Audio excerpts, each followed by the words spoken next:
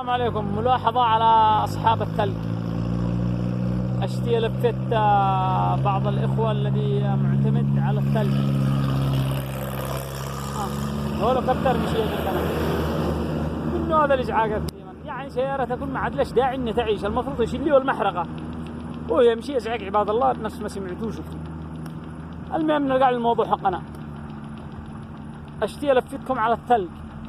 يعني أكثر الناس ياخذ ثلج ويدي البوسطة للترموس وبعدين يحصل بينه قصف سيجارة وشعر وذا، احتمال يطلق مرته بسبب صاحب الثلج ومرته ولا لأي ذنب، لأنه بعدم النظافة ما فيش أي نظافة ولا أي اهتمام من أصحاب الثلج.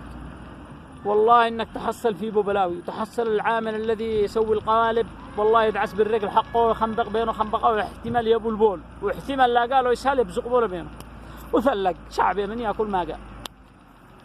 أشياء تأكد مني ذوب الثلج اعمله بترمس نظيف بدون ما تضيف اي مي، وشوف ايش بيطلع لك وايش النواتج.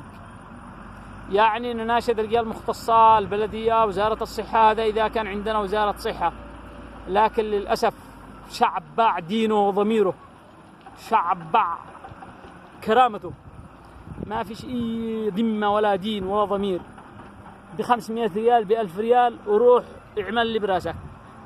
أصحاب المطاعم يذبحوا حمير وكلاب، يجي البلدية اندالوا بياس، قال له الله معك، اذبح حتى بني آدم وتبخم، أهم شيء زلط.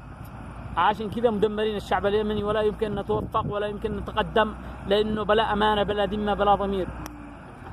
اللي عقب المقطع اشتراك ليك دق جرس فضلا وليس أمرا.